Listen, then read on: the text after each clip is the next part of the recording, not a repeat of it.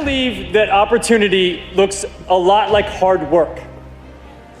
When I was 13, I had my first job with my dad carrying shingles up to the roof. And then I got a job washing dishes at a restaurant. And then I got a job in a grocery store deli. And then I got a job in a factory sweeping Cheerio dust off the ground. And I've never had a job in my life that I was better than. I was always just lucky to have a job. And every job I had was a stepping stone to my next job. And I never quit my job until I had my next job. And so opportunities look a lot like work.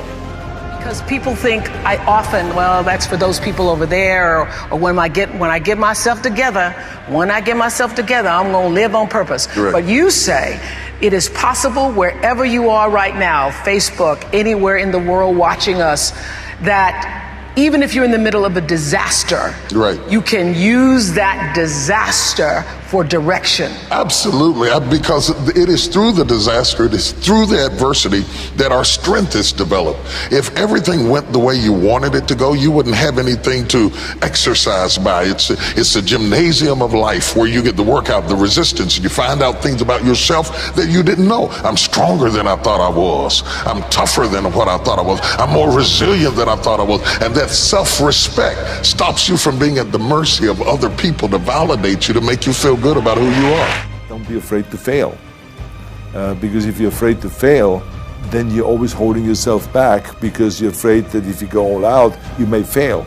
Well, in weightlifting, we learned that very quickly. The only way you could break a record is if you're willing to fail. That's when you put on more weight, you try it, sometimes you would not be able to lift it, which has happened to me many times, but eventually, when you train hard enough, you will lift it. So don't be afraid to fail. I mean, how far can you fall?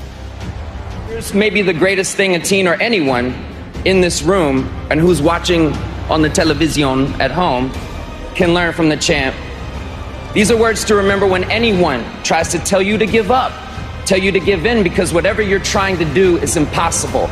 The champ said this: impossible is just a word thrown around by small men who find it easier to live in the world they've been given than to explore the power they have to change it. Impossible is not a fact, it's an opinion. Impossible is potential. Impossible is temporary. Impossible is nothing. Greatest quote ever.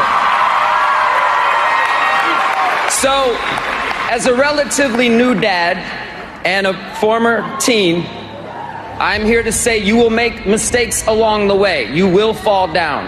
I have, many times. Even Ali did.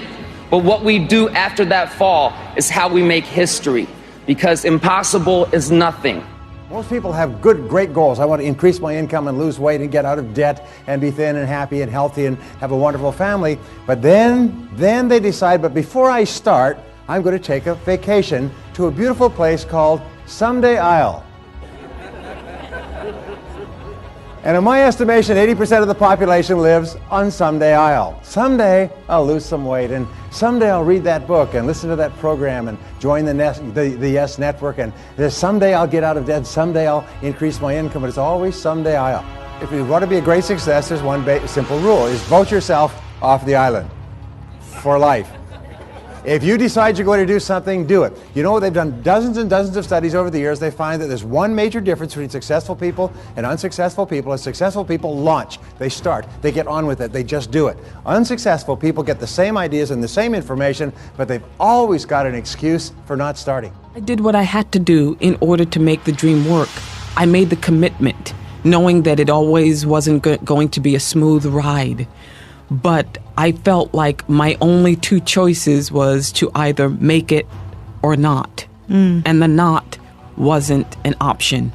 So I paid whatever money I needed to pay for the public transportation to get to acting school when I was 15. And I did whatever I had to do to get my undergraduate degree in theater.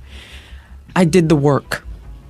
And I knew that there was no skimping on the work. My head chef, Robert Reed, said to me, "Where do we go from here, Marky?"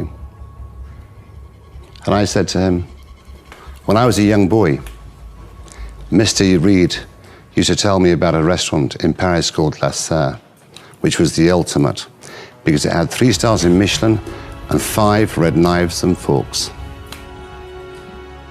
I said, we've got 3 stars with 4 black knives and forks. Let's go for 5 red knives and forks. For the next 3 years, we pushed and we pushed and we pushed and we did everything. In January '98, we won our 3 stars with 5 red knives and forks. I'd realized my dream all those years later. And that dream I had when I was 17 years old. I was now 37 years old, so for 20 years, I'd worked to realize my dream. Things don't happen overnight. You have to make the emotional and the personal investment to make your dreams come true. I think there's no secret to success. I mean, I think Abby definitely hit the nail on the head. It's all about hard work. It's all about going out there and practicing more than your opponent, than your teammates. It's about mentally preparing every single day. It's about not slacking off, putting in that time and work. And you could tell from Abby that she has put in that work, and that's, I think, the reason that she is so successful. But at the end of the day, there is no secret to why we are so successful.